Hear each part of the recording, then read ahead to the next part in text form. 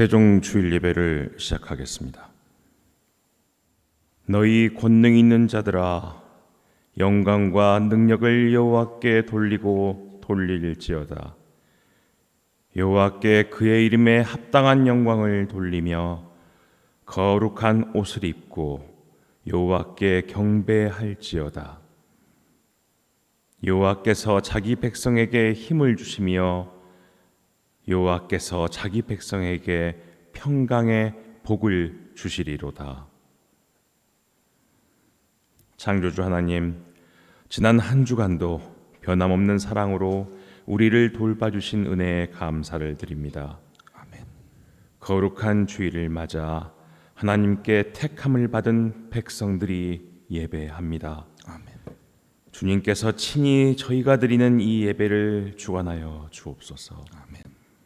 저희가 부르는 찬송은 오직 하나님만을 영화롭게 하며 올려드리는 기도는 하늘 보좌에 상달되게 하시고 중심과 정성을 묶어서 드리는 예배와 예물은 하나님을 기쁘시게 하는 향기가 되게 하옵소서. 아멘. 예배의 시종을 주님께 의탁하오며 우리 주 예수님의 이름으로 기원하옵나이다. 아멘. 경배 찬송 21장 다 함께 부르시겠습니다.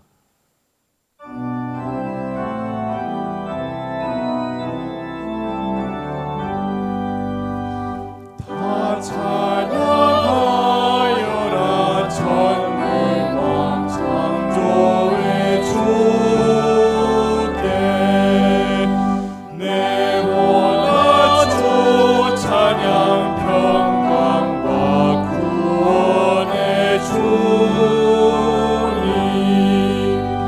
성노래라 주 앞에 이제 나와 즐겁게 찬양하여라 다 찬양하여라 놀라운 만유의 주께 포근한 날개 밑에 부어 주시는 주님 성노래라 주님의 뜻 안에서 내 소원 다 이루리라 다 찬양하여라 영원과 바람에 맞춰 이 세상 만물이 주 앞에 다 나와 찬양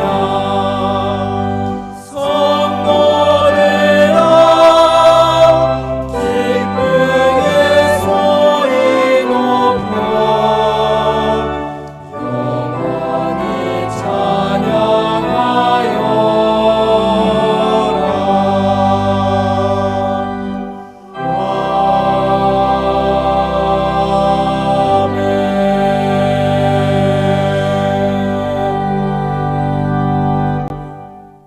교독문 5번으로 성시 교독하시겠습니다.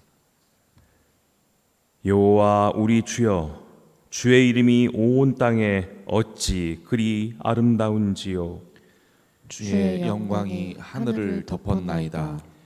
주의 대적으로 말미암아 어린아이들과 젖먹이들의 입으로 권능을 세우시며 이는 원수들과 보복자들을 잠잠하게 하려 하심이니이다. 주의 손가락으로 만드신 주의 하늘과 주께서 베풀어 두신 달과 별들을 내가 보니 사람이 무엇이기에 주께서 그를 생각하시며 인자가 무엇이기에 주께서 그를 돌보시나이까. 그를 하나님보다 조금 못하게 하시고 영화와 존귀로 관을 씌우셨나이다. 주의 손으로 만드신 것을 다스리게 하시고 만물을 그의 발 아래 두셨으니 곧 모든 소와 양과 들짐승이며 공중의 새와 바다의 물고기와 바닷길에 다니는 것이니이다.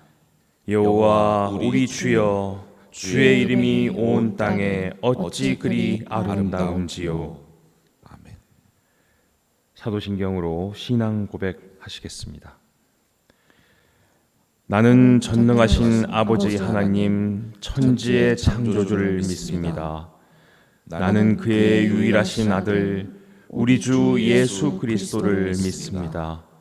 그는 성령으로 잉태되어 동정녀 마리아에게서 나시고 본디오 빌라도에게 고난을 받다가 십자가에 못 박혀 죽으시고 장사된 지 사흘 만에 죽은 자 가운데서 다시 살아나셨으며 하늘에 오르시어 전능하신 아버지 하나님 우편에 앉아 계시다가 거기로부터 살아있는 자와 죽은 자를 심판하러 오십니다. 나는 성령을 믿으며 거룩한 공교회와 성도의 교제와 죄를 용서받는 것과 몸의 부활과 영생을 믿습니다. 아멘. 김동현 교수님께서 대표 기도해 주시겠습니다. 다 같이 기도 드리시겠습니다. 사랑의 주님이시여, 입동이 지나고 겨울의 문턱에 있는 11월 아름다운 주일 아침, 이렇게 주님의 전에 나와 예배를 드릴 수 있게 하여 주심을 감사드립니다. 무덥고 지리한 여름과 풍요로운 가을을 지나 모두들 건강하게 예배드리고 주님께 경배와 찬송 드릴 수 있음에 다시 한번 주님께 감사와 영광을 드립니다. 모두들 올해 계획된 바가 다 이루어질 수 있도록 마지막까지 혼신의 힘을 다하는 저희들이 되게 하여 주시옵소서. 태양학원을 위하여 기도드립니다. 세종대학교를 비롯한 세종의 각 기관들을 기록하여 주시옵소서. 각자의 사명을 다하게 하여 주시옵고 하는 일을 주님께서 주관하셔서 번성하게 하여 주시옵소서. 국내 정상의 대학으로 성장하고 있는 세종대학교가 이제는 세계 속의 대학으로 성장하여 정착할 수 있도록 축복하여 주시옵소서. 애정교회 가족을 위하여 기도드립니다. 예배드리는 심령들을 주님께서 축복하여 주셔서 그들의 가정과 속한 기관 사회가 항상 은혜와 사랑 그리고 기쁨이 넘치게 하여 주시옵소서. 관한이 있으면 극복하게 하여 주시고 부족함이 있으면 풍요롭게 하여 주시기를 기도드립니다. 또한 이 자리에 참석하지 못한 애지연 교회 가족들도 기억하여 주시옵고 지켜주시기를 간절히 기도드립니다. 애지연 교회를 사랑하시어 새 시대를 준비하는 사랑의 공동체로서 진리의 말씀과 성령 안에서 더욱더 성장하는 교회가 되게 하시어 주님께 영광을 돌리는데 부족함이 없는 교회가 되게 하옵소서. 이 아침에 기도하는 저희들에게 주님의 축복 그리고 빛과 사랑으로 감싸 주실 것을 믿사오며 이 모든 것 주님의 이름으로 기도드립니다. 아멘. 장혜원 교수님께서 성경 봉독해 주시겠습니다. 오늘 성경 말씀은 창세기 4장 3절에서 8절 말씀입니다. 세월이 지난 후에 가인은 땅의 소산으로 제물을 삼아 여호와께 드렸고 아벨은 자기도 양의 첫 새끼와 그 기름으로 드렸더니 여호와께서 아벨과 그의 제물은 받으셨으나 가인과 그의 제물은 받지 아니하신지라. 가인이 몹시 분하여 안색이 변하니 여호와께서 가인에게 이르시되 내가 분하여 함은 어찌 됨이며 안색이 변함은 어찌 됨이냐. 내가 선을 행하면 어찌 낯을 들지 못하겠느냐. 선을 행하지 아니하면 죄가 문에 엎드려 있느니라. 죄가 너를 원하나 너는 죄를 다스릴지니라.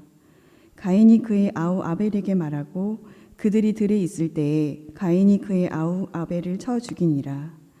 이는 하나님의 말씀입니다. 아멘. 하늘연 성가대의 특별 찬양이 있겠습니다.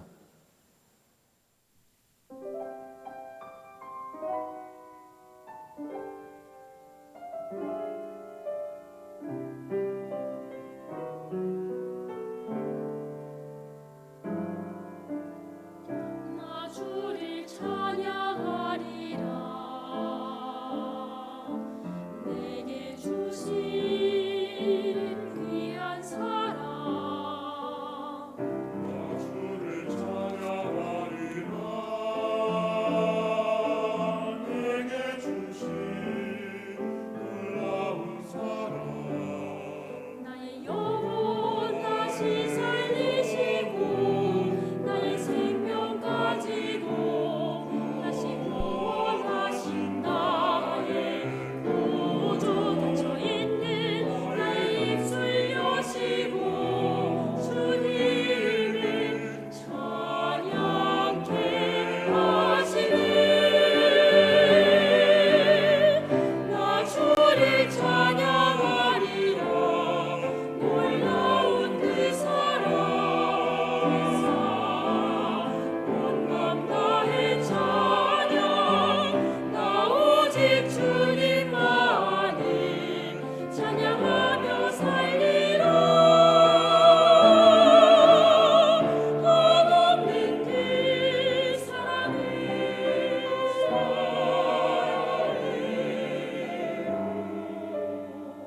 나 주를 찬양하리라.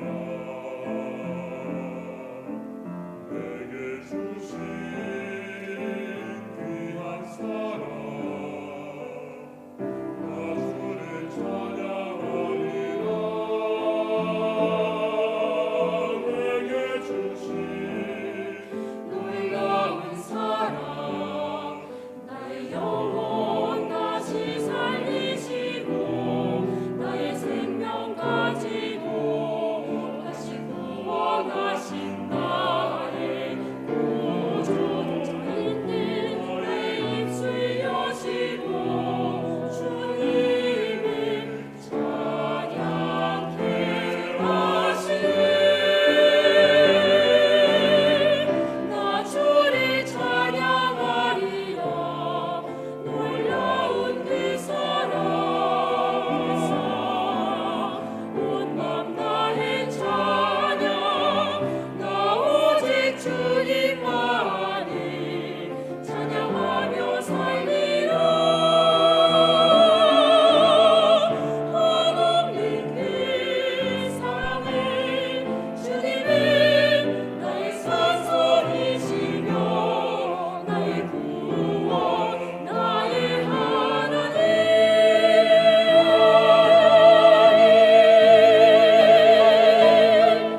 나 주를 찬양하리라. 놀라운 그 사랑.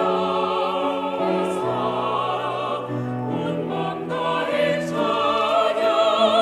나 오직 주님만을 찬양하며 살리라. 한없는 그 사랑을. 주님을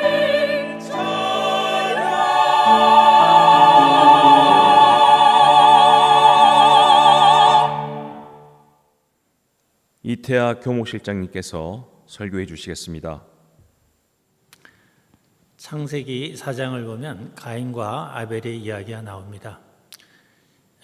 아담과 하와가 에덴 동산에서 쫓겨나서 아이를 임신하게 되는데 처음에 낳은 첫 아들이 가인이었고 둘째 아들이 아벨입니다.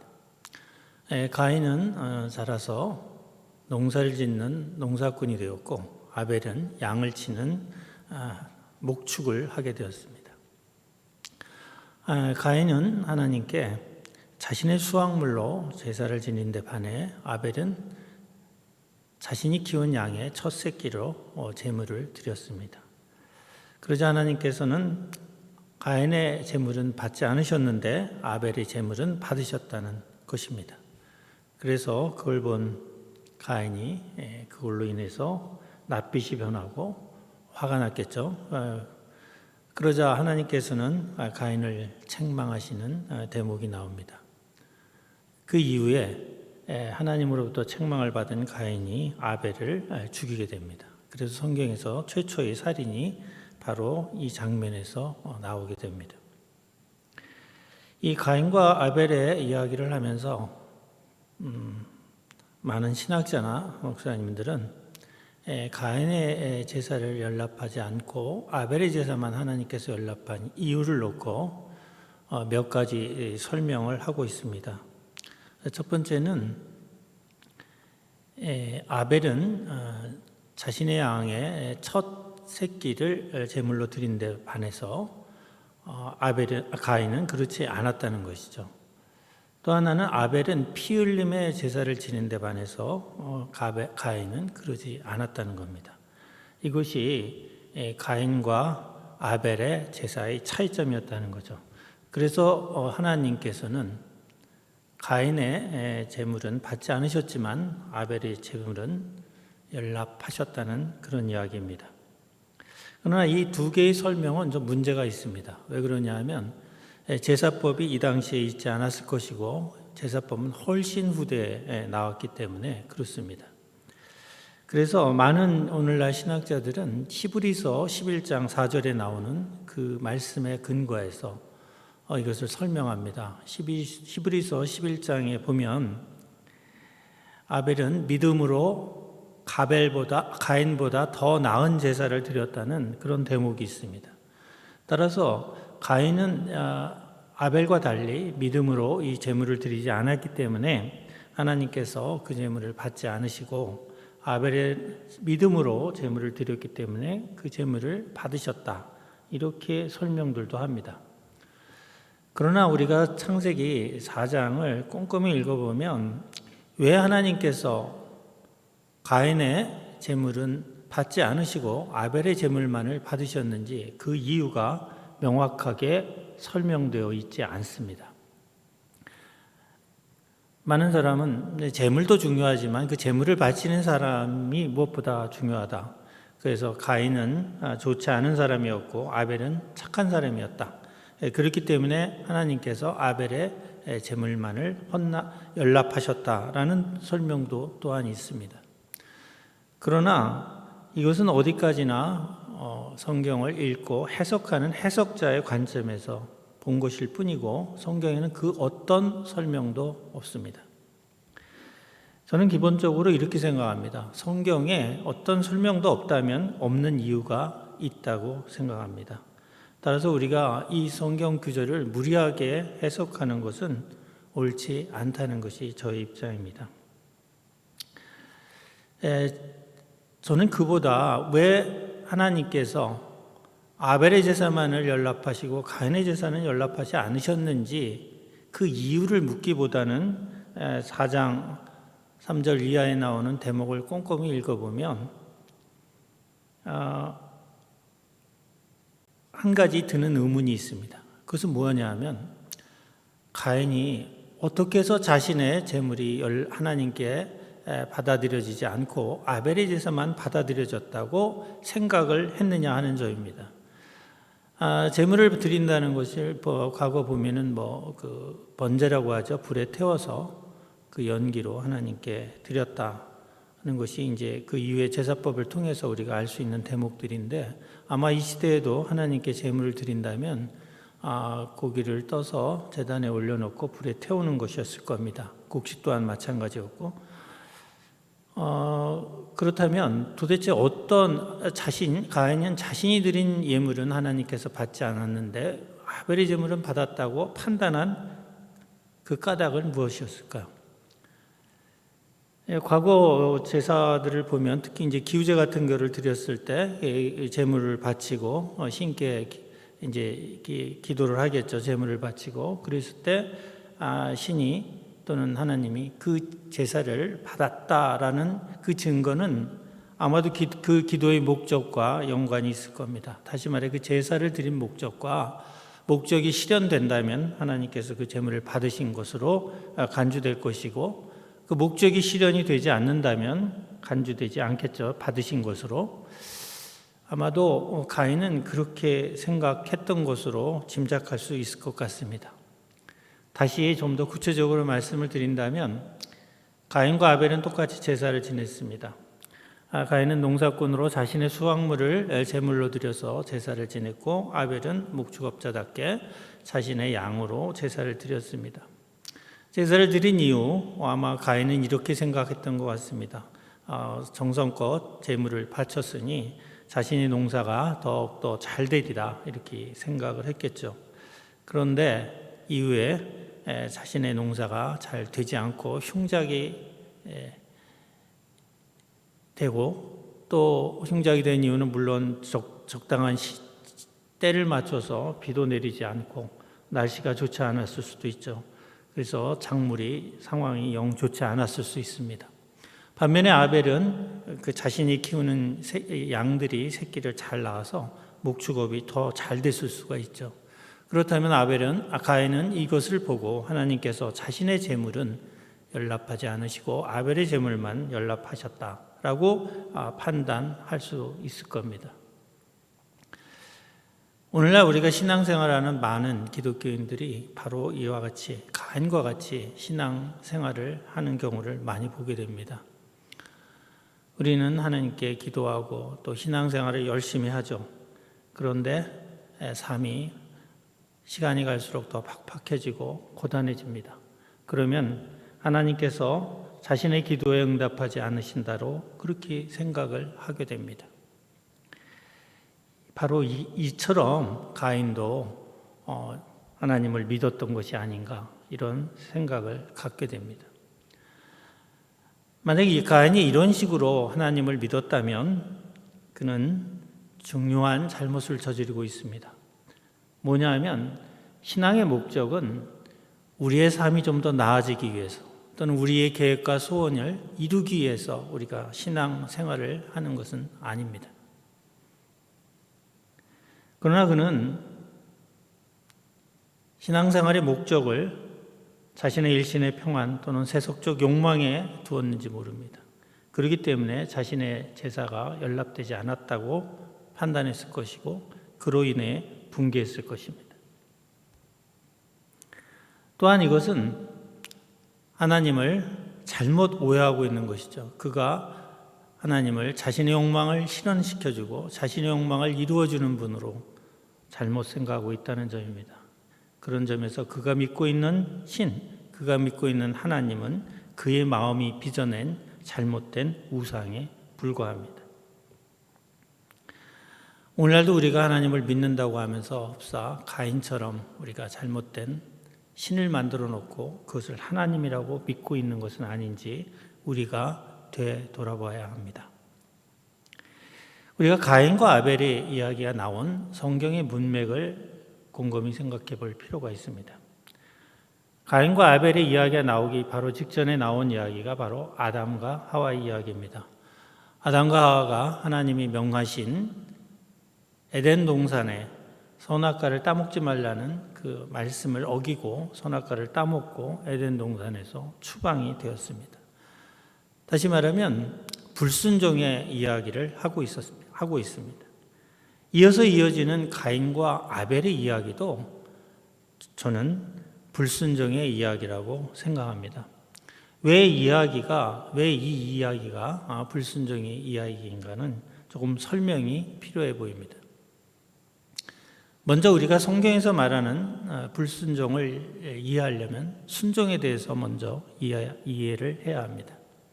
순종이란 하나님이 말씀하신 것을 따르는 겁니다. 하나님의 뜻에 따라 우리의 삶을 거기에 맞추어가는 거죠.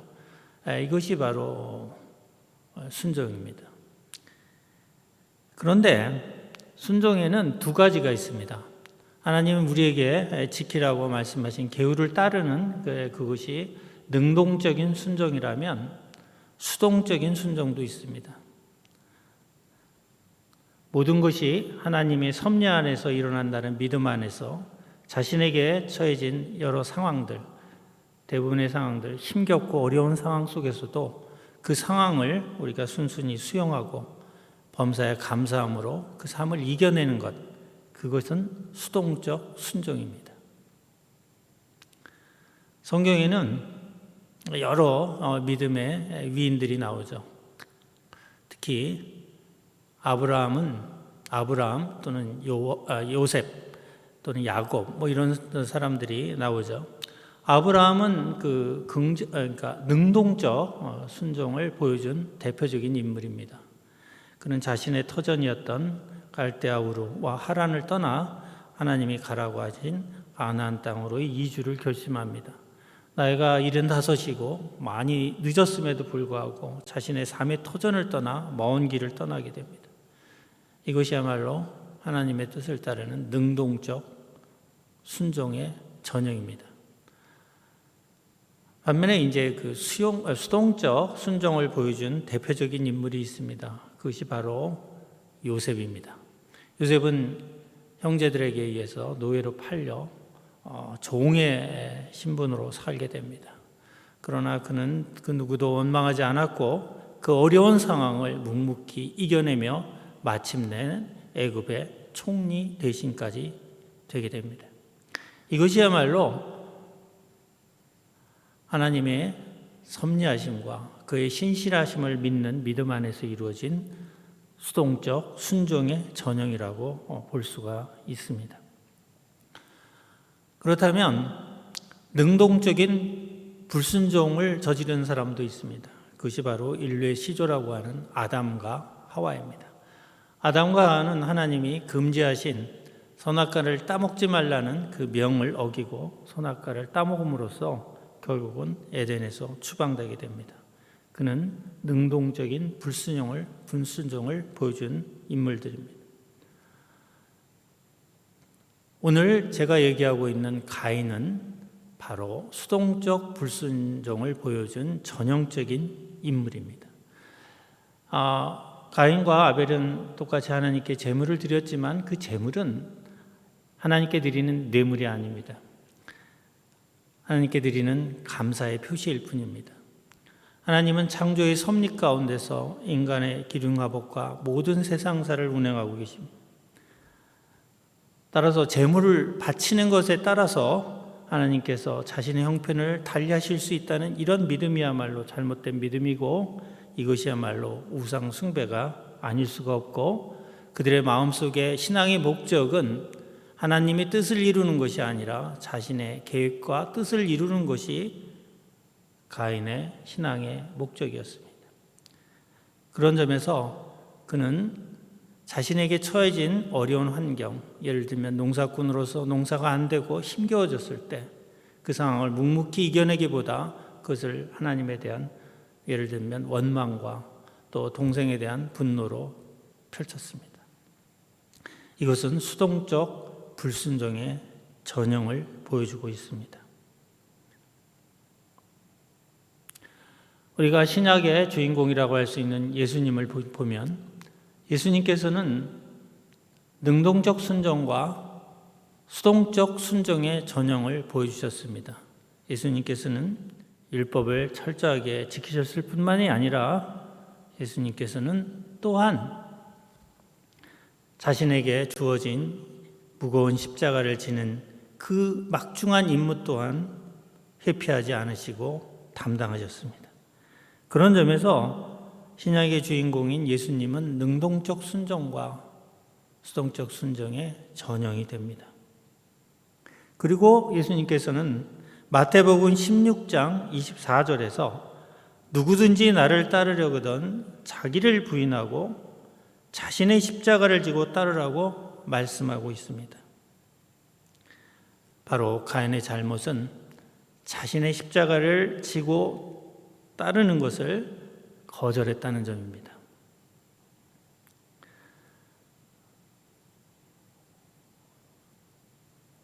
오늘날 세상에 살아가는 75억의 인구가 있습니다. 사람들이 있습니다. 이 모든 사람들은 자신들 나름의 십자가가 있을 겁니다. 개인의 질병, 가족의 문제, 경제적 어려움, 모든 사람이 적어도 한두 가지의 그러한 어려움과 역경이 있죠. 따라서 모두가 나름대로 자신의 십자가를 지고 살아갑니다. 그런데 우리의 기도는 대부분 이 십자가를 내려놓을 수 있도록 하나님께 부탁을 하는 그런 기도입니다. 그런데 우리가 기억해야 될 점이 있습니다. 예수께 그 십자가가 예수님이 이 땅에 온 목적이었듯 우리에게도 그 십자가가 우리가 이 땅에 보냄을 받은 그 이유일 수 있다는 것입니다. 제가 좀 전에도 얘기했듯이 신앙의 목적은 우리의 계획과 소원을 이루기 위함이 아닙니다. 하나님의 계획을 이루는 것이 우리의 신앙의 목적이 되어야 합니다. 그래서 성경에서는 먼저 우리에게 하나님의 나라와 그 의를 구하라고 우리에게 말씀하고 있습니다.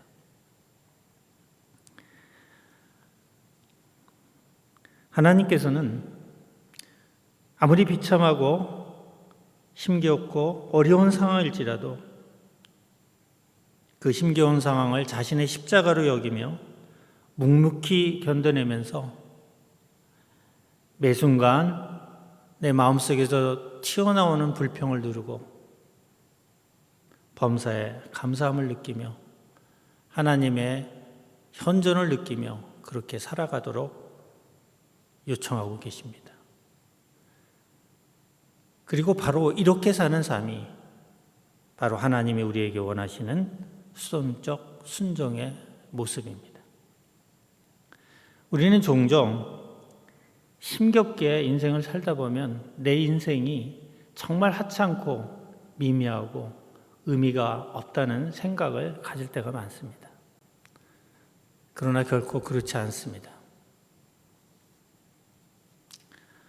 여러분 잘 아시는 미국을 건국한 건국의 위대한 인물 중에 하나로 꼽히는 에이브라함 링컨을 보면 우리는 에이브라함 링컨에만 주목하지만 사실 에이브라함 링컨이라고 하는 사람이 있기까지 그 뒷면을 돌아다 보면 많은 이름 모를 사람들의 헌신과 노력이 있었음을 알게 됩니다.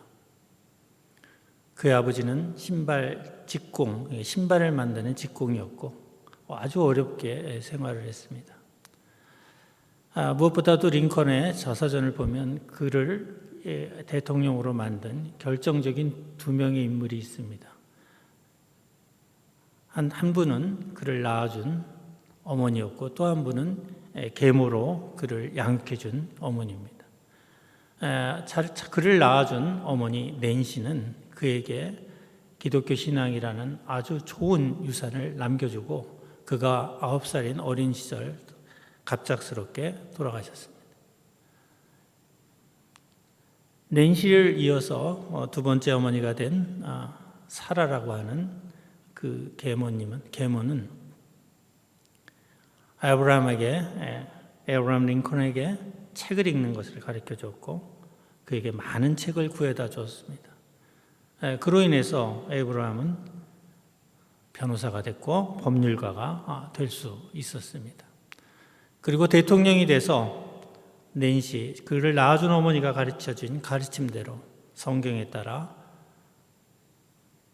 나라를 통치하겠다고 국민들 앞에서 선언을 했습니다. 그리고 우리가 잘 아는 노예 해방을 이끌었습니다.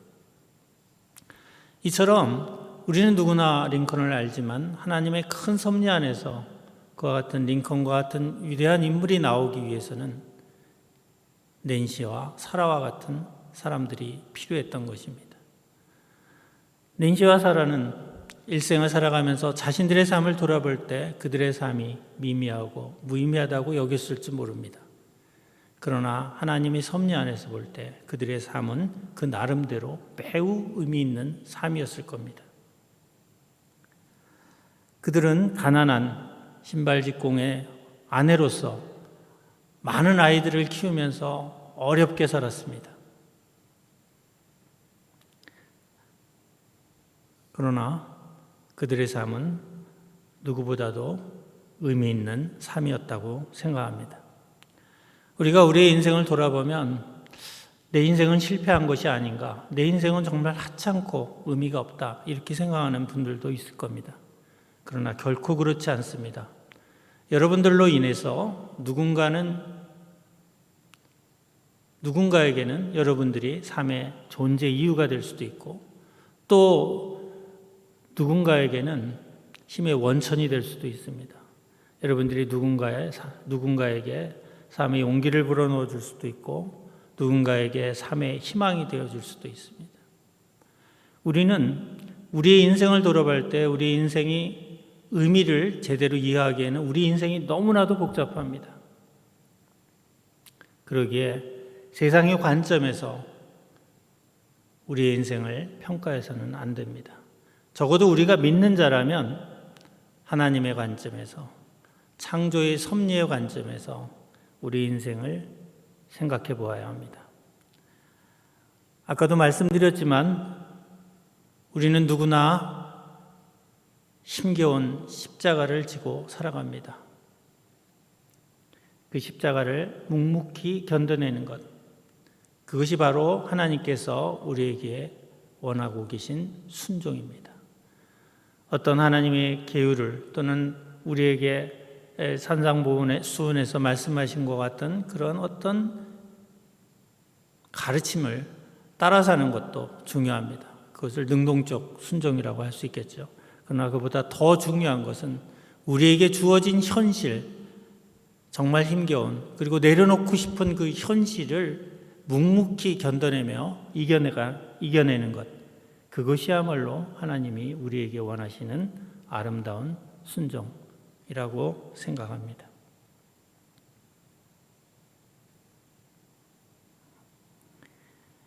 우리가 정말 믿는 자라면 우리는 우리의 인생을 세상의 관점에서 평가해서는 안 됩니다.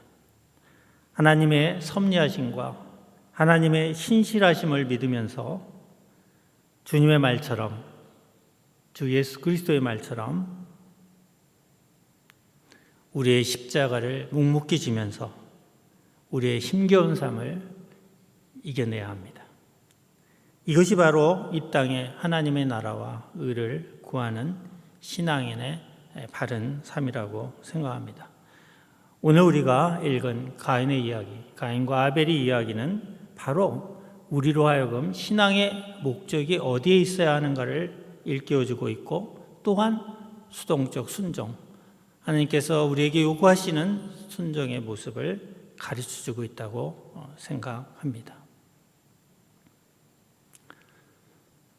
잠시 기도하겠습니다.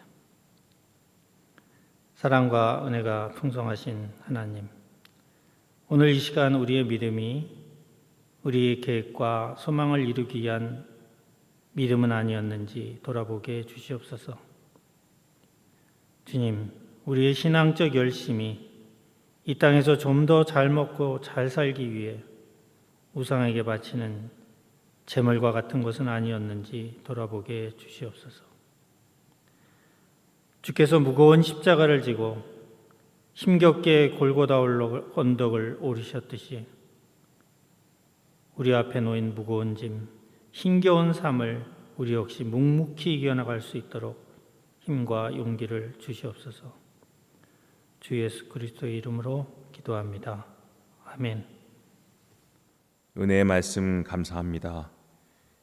양승준 목사님께서 환영 및 광고해 주시겠습니다. 이태하 교목실장님의 귀한 말씀 감사합니다. 주신 말씀대로 행하며 살아가시기를 바랍니다. 환영 및 광고의 말씀 드립니다. 애지연교회 주일예배 온라인으로 참여해 주셔서 감사를 드립니다. 주님이 주시는 은혜와 평강이 또 가득하시기를 빕니다. 11월의 기도 제목입니다. 러시아, 우크라이나, 그리고 이스라엘, 하마스 전쟁이 계속되고 있습니다. 주님께서 속히 통치하셔서 이 전쟁들을 멈춰 주시고 또 기후와 자연재해로 고통받는 이들을 보호해 주시도록 기도해 주시기 바랍니다. 대통령과 정부, 정치, 경제, 사회 지도자들이 국익과 국민을 위해서 마음과 지혜를 모을 수 있도록 기도해 주시기 바랍니다. 대양재단 교육기관과 사업체가 주님의 은혜에 감사하면서 더욱더 번성하고 부흥케 되도록 간구하시기 바랍니다. 애지연교회가 복음전도와 영혼구원의 사명을 감당하며 빛과 소금으로 살아갈 수 있도록 결심하고 기도하시기 바랍니다. 공지사항입니다. 애지연교회 교회 사정으로 인해서 온라인 예배를 드리고 있습니다. 어디서 예배하시든지 신령과 진정으로 예배한다면 하나님께서 우리 예배를 기쁨으로 받아 주실 것입니다. 온라인 예배를 드리는 관계로 헌금은 계좌 이체로 받고 있습니다. 화면에 나타나는 계좌번호를 참조하셔서 봉헌하시기 바랍니다. 11월은 감사의 계절입니다. 다음 주일은 온라인 예배지만 11월 셋째 주 추수감사 예배로 드립니다. 감사가 능력과 또 우리의 일상이 되기를 바랍니다. 주일 예배를 위해서 순서를 맡아주신 분들께 감사드립니다. 이상 환영 및 광고를 마치겠습니다. 감사합니다. 결단 찬송 288장 부르시겠습니다.